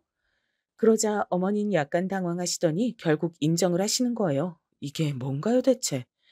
저도 하나밖에 없는 아들 며느리감이니까 계속 지켜봤는데 그냥 서로 좀 안 맞는 것 같아요. 너무 무리하지 마셨으면 좋겠어요. 그냥 이웃 사촌으로 얼굴 보며 지내도 되니까요. 아, 기가 막히네. 지연아, 이게 무슨 말이냐? 무슨 말인가 어리둥절한 건 저도 마찬가지였고요. 이때 침묵을 깨고 어머니가 아주 급작스러운 본론을 내시대요. 저는 우리 아들 좀 지원 빵빵하게 해줄 집이 필요해요. 우리 아들 직장 이동 편도 많고 암튼 그래서 전 우리 집 옆에 살길 바랬는데 지연이가 싫다잖아요. 솔직히 우리 남편 급여가 많은 편이라 해도 어디까지나 계약직이었고 변덕이 좀 있는 편이긴 해요. 근데 어머니는 아예 작정을 한 사람처럼 슬슬 조건을 풀어두시더라고요. 우리 창현이 모르셔서 그렇지 기업에서 상도 받고 앞으로 큰일 많이 하래거든요. 지연이 직업이 마음에 너무 들어서 저도 지켜보고 이뻐하긴 했는데 그렇게 그냥 친구처럼 지내면 되는 거 아니에요? 솔직히 까놓고 말해서 저희가 집 해주면 그쪽은 1억도 못 맞춰올 것 같은데 틀려요? 와, 이렇게 금액 다 초반에 오픈하고 시작하는 거였어요? 난 무슨 경매라도 하는 줄 알았네. 경매를 해봤어야 알지. 보니까 지연인 8천인가? 그 정도만 보탤 수 있다더라고요. 맞지, 지연아? 그래. 암튼 이걸로 애들 상황에 맞는 신혼집은 어림도 없어요. 저희 빌딩 팔아서까지 해주고 싶지도 않고요. 저는 좀 이해를 해보고 싶은데, 제 주변에 애들 결혼시킨 친구들이 하나둘이 아닌데 뭐예요, 지금? 제가 왜 상견례랍시고 신경 써서 나와서 면전에서 이런 얘기들을 계속 들어야 하나요? 그게 좀 그렇잖아요. 이거 그냥 끝낼 얘기 같지 않아서 말 나온 김에 그냥 다 던질게요. 솔직히 사돈 차림새도 그렇고 적당히 답이 나오지 않나요? 전 상견례 자리에 이렇게 모자 쓰고 대충 오시는 분은 처음 봤어요. 저도 상견례 처음이지만 친구들이 애들 많이 시집 장가 보내서 알 거 다 알거든요. 와, 여기서부턴 저도 생각이 여기저기 분열되기 시작했어요. 지금 어머니는 우리 엄마의 초췌한 얼굴을 보고 지 멋대로 생각하기 시작했더라고요. 다른 자리도 아니고 상견례 자리인데 하나를 보면 열을 난다고 그렇게 대충 꾸미고 나오시는 분은 처음 봐요. 그건 상대를 무시하는 거죠. 어, 어머니, 저희 엄마 옷차림이요? 그게, 지연아, 나 지금 말하고 있잖아. 암튼 결혼시킬 대상과 그 가족들을 만나는데 너무 허름하게 오셔서요. 전 그런 거 좀 싫어요. 외모 갖고 판단하는 게 아니고 사실 이것만큼 빠르게 전달되는 게 어딨나요? 저는 이때부터 이 결혼은 안 되겠구나 하는 직감이 왔어요. 어머니뿐 아니라 저도 이제 진저리가 나서 하기 싫어졌으니까요. 저는 구구절절 자세하게도 상황을 설명한 것 같네요. 더 할 말은 없고 틀린 말 못하는 성격이니까. 사돈, 아니 그쪽에서 이해를 좀 해주세요. 우리 엄마는 이날 나름 좋은 옷들을 골라서 잘 입고 간 편이었는데 온통 명품으로 도배하고 머리까지 뽕을 놓고 온 어머니는 전혀 이해가 안 되겠죠. 저는 저 역시 할 말은 하고 싶어 어머니께 엄마의 병에 대해 말을 했지만 전혀 요동치 않으셨어요. 어머, 저런, 그러게요. 큰일을 겪으셨네요. 일부러 차름 신경을 안 쓰시는 건 아닐 테고, 뭔가 이상하다 싶었어요. 근데 그런 거 다 떠나서 우리는 창현이 좀 지원해 줄 집이 필요해요. 지연이네는 제가 딱 봐도 그러기엔 무리예요. 그럼 우리 좋게 헤어집시다. 저희 먼저 갈게요. 그런데 이때 엄마가 힘겹게 저를 손짓했고 저들을 부르라고 했어요. 정확히 말해서 저들이 아닌 저희 시어머니요. 어머니, 잠시만요. 엄마가 하실 얘기가 아직 남으셨대요. 그러자 엄마가 바로 어머니를 향해 작지 않은 소리를 던졌답니다. 남의 집 귀한 딸 품평이 하듯이 하나부터 열까지 다 뽑아놓고선 우린 그런 기회도 안 줘요? 세상에, 이런 거 따지려고 그런 게 아니고 일단 거기 멈춰봐요. 제 이야기도 좀 들어보세요. 엄마는 씩씩거리면서 가뜩이나 몸도 안 좋은데 숨을 몰아쉬면서 말했어요. 이유가 고작 그거라고요? 내가 오늘 옷차림이 남루해서 별거 없는 빈털터리 거지 집안으로 보이나 봐요. 와, 저기요, 아줌마. 이 말에 저도 남편도 어머니도 아버님도 동시에 눈이 번쩍 뜨였어요. 나 진짜 어이가 없어서 그쪽 그 꼬마 빌딩이는가 뭔가 있는지 나도 잘 알겠다고요. 근데 그걸로 뭘 알 수 있어? 투자는 제대로 하고 있고? 진짜 웃긴다. 나도 건물 있는데 이거 귀에 꽂히기나 하겠어요? 엄마는 급기야 똑같은 눈높이에 맞춰 아주 유치하게 이렇게 말을 하시더군요. 나 이런 거 진짜 싫어하긴 하는데 그쪽에 꼭 인증을 해주고 싶네요. 우선은 나도 돈을 피같이 아끼는 사람이라 사위 따위 굳이 지원해주고 할 생각은 없지. 근데 사위가 이쁘게 굴면 해줄 생각도 있는 거고요. 나 이제 저쪽으로 건너가서 머리 해야 되니까 먼저 일어날게요. 의미 없는 대화 해봤자 입만 아프지 원. 그런데 엄마는 이때 낑낑대면서 자리에 일어났어요. 있잖아요, 아줌마. 이제 사돈도 뭣도 아닌 사이니까 내가 말 좀 편하게 할게. 그 말본새를 좀 잡아 뜯어 고치고 싶어서 말이야. 여차하면 그쪽도 존댓말 기분 나쁨 쓰지 말고 예의 차려 반말하든지. 어디서 지금 그 거지 같은 꼬마 건물 갖고 갑질이야? 뭐야? 내가 지금 뭘 들은 거야? 아줌마라고요? 그리고 지금 나한테 반말했어요? 예, 지연아, 안 되겠다. 나 진짜 짜증나서라도 여기 인증을 좀 해줘야겠어. 지금은 안 되지? 그러지 말고 주말 지나고 나서 얘기하던지. 여기서 엄마는 제 말을 탁 자르고 성큼성큼 부동산 얘기를 꺼내더라고요. 이건 진짜 최악의 결말인데 말이에요. 있잖아. 나도 그 짝이랑 똑같이 건물주거든. 근데 그 빌딩 얼마나 해? 한 40억대라도 되나? 내 건물은 200억대야. 지금 땅이 있고 그쪽이 원하면 얼마든지 서류로 확인도 시켜줄 수 있어. 어떻게 생각해? 갑자기 본인을 붙잡고 무섭게 말하는 우리 엄마를 보며 어머니는 약간 놀란 기색을 하더라고요. 아휴, 이게 뭔 말인지. 됐어요. 더 섞이고 싶지 않네요. 근데 엄마는 여기다 빽 소리를 질렀어요. 우리 딸 통해서 보내줄 테니까 꼭 봐요. 제발 반드시 보고 그거 보고 배 아프고 아쉬워하면서 먹고 떨어졌으면 좋겠네. 나라면 내가 그쪽이면 아쉬워서 분에 터져가지고 이따위로 말한 내 입 때문에 발등 찍고 잠을 못 잘 거야 정말. 확신에 차서 말하는 우리 엄마를 보며 어머니는 뭔가 조금씩 불안해 보였어요. 아유, 뭐라는 거야? 창윤아, 아빠 차 어디 있니? 나가보자. 그런데 이때 갑자기 아버님이 짜증을 확 내시더군요. 아버님만 놓고 보면 저에겐 나쁘지 않은 시댁일 수도 있겠어요. 야, 당해도 어쩜 이런 개망신을 당하냐? 이러니 내가 주말 부부라고 앉았지. 창피하다, 창피해. 뭐라고? 아, 이 인간이 미쳤나? 당신까지 왜 이래 정말? 당신 눈으로 보고 있으면서 나한테 물을 일이야? 이게 뭐야? 멀쩡히 장현이 장가 보내려고 와가지고 이렇게 개판을 쳐놨잖아 당신이. 몸도 아픈데 무리해서 왔다는 사람을 갖다가 아주 상면박을 주질 않나. 당신 이러다 벌 받아. 아니 엄한 장현이가 엉망진창되는 거야. 뭐라고? 당신이 뭘 알아? 창현이 내가 붙들고 끼고 키웠는데 자식 좀 잘 보내자는 게 그렇게 잘못됐어? 여기서 남친은 머리를 쥐어 싸매고 고개를 크게 돌려댔고 전 그냥 이날 엄마를 따라 나가버렸어요. 안 그래도 지쳐버린 우리 둘 앞에 어머니가 이렇게 던진 돌멩이는 더욱 아프게 우릴 때렸답니다. 다음날 오전에 순전히 저에 대한 미안한 마음 때문인 건지 아님 우리 엄마가 굳이 집에서 사진까지 찍어보낸 땅 관련 서류들을 보고 마음이 동한 것인지 남친과 어머니는 집 앞으로 찾아왔어요. 제가 볼 때는 너무나 구질구질한 그림이라 그냥 안 보고 싶었지만 뭐라 하는지 궁금했는데요. 남친은 결국 이러니 저러니 해도 자기 엄마 편이더라고요. 지연아, 우리 엄마가 좀 경솔하게 말을 했어. 내가 다시 사과할게. 지난 일은 우리 조금씩 놓칠지라도 그렇게 가자, 어? 그 말은 결혼 준비 다시 하자는 얘기지? 미안하지만 난 그렇게 안 할래. 결혼 생각 없으니 돌아가죠. 어머니, 아니, 저한텐 이제 어머니가 아니시니까요. 저 마음에 안 들어 하셨잖아요. 돌아가 주세요. 예, 지연아, 이렇게 전화로 말하지 말고 우리 얘기 좀 들어줘. 집 앞에 찾아왔는데 사람을 들여보내지도 않고 이렇게 하는 경우가 어딨어, 어?